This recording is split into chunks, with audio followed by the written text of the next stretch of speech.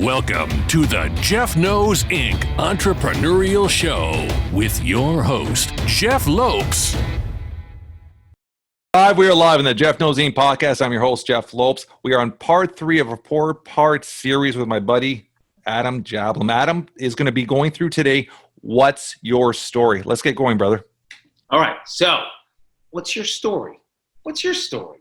You know, I never even knew I had a story, right? And when I heard someone say, what's your story? It sounded offensive to me. Like, what's your story? Like, but we each have a story, okay? We all know where we were born, where we grew up, what were our difficulties or insecurities during our childhood, what happened in middle school, what happened in high school, and so on. And why I want people to get familiar with their story is there's hope and strength in there. They can realize who they are and what they're becoming and who they always wanted to be. But so many people don't examine their own story. They're just living life. And they have resentments, or they don't even want to think about the past. We should not ignore the past. You know, we should not shut the door on it. So get comfortable knowing who you are. Write out a timeline. Born May 19th, 1976. Say what hospital, your parents, if you knew them, you know, uncles, aunts. Get comfortable with your own story. You know, it's easy to meet this person and that person and aspire to be that guy or this woman. But do you know who you are? This exercise is essential, Jeff.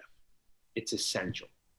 I love that. I couldn't move forward in my life until I really knew who I was. Let me ask you a question, Adam. Do you find with social media, because everybody's always painting this perfect life, they're showing just their best moments, that's ruining a lot of people's true stories? Because you're constantly putting your great moments. You're not putting your sad moments because you want everybody to know the best part of you.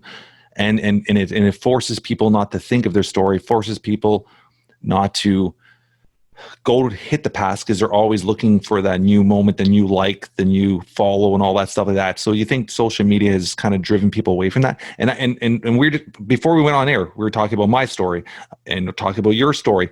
We're two individuals that are very focused on our past and our stories, and they've made us stronger. So do you think that social media is kind of ruining that for a lot of people? I'll tell you what, rather than putting any opinion on that, is it okay if I flip it? 100%. Look at your social media and look at my social media and how it's helping people. Right? Okay. It's getting people engaged. Yeah. What I want every single person to know, and I have a video on my social media to say it, is I'm not posting for them.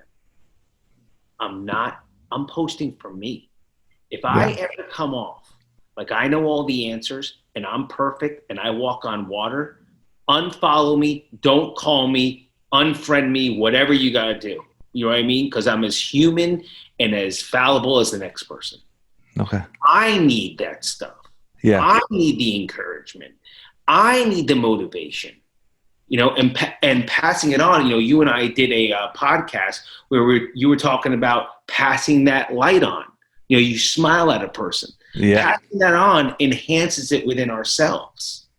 So social media could be the greatest gift to market yourself, to brand, to meet people like you and I. Yeah. Yeah. It could also be the greatest deterrent.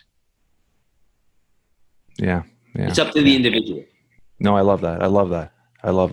And it's finding that balance, right? I mean, even with my own social media, you try to find that balance, and everybody knows that knows me. I'm trying to build myself as a brand, as a business coach, but you're trying to find that balance because I do want to show who I am with my children and who I am as a person, right? So it's always trying to find that balance. So yeah, I agree with you. That makes a lot of sense. I love that. And I do agree. Your story is very important to tell. And I love how that little exercise, in a way, like writing down your story, it's a lost art too. A lot of people don't hand or just grab a pen and paper and just write down your story, write down your thoughts, like carrying a journal. A lot of people, like, that's another lost art, just writing a journal and going back and seeing your past. Like one thing I'm very strong about, And it's funny because I'm actually about to do a post on that. So by the time this airs, the post would have been live already. But I am a huge fan, and this is something my wife kind of instilled in me about 10 years ago about developing photos.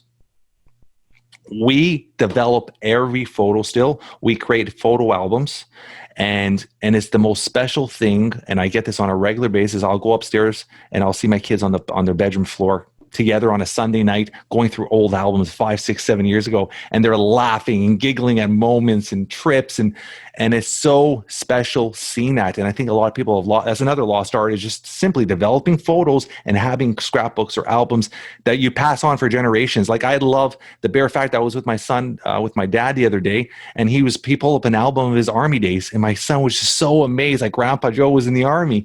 And if you didn't have those photos, it's hard to paint that picture for a younger person, but the photos paints the picture, and now we can connect them to his grandfather. So I find the lost art also, and it's also part of your story, is photos.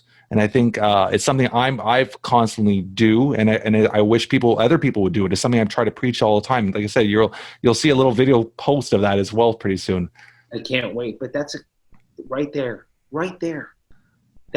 That's the greatest gift, that you could be able to look at that and realize your past and realize where you came from. I have clients, Jeff, that I ask them to do this exercise, and they're like, "I'm the most boring person in the world." And then I have them write out their story, and I'm like, "That was a movie."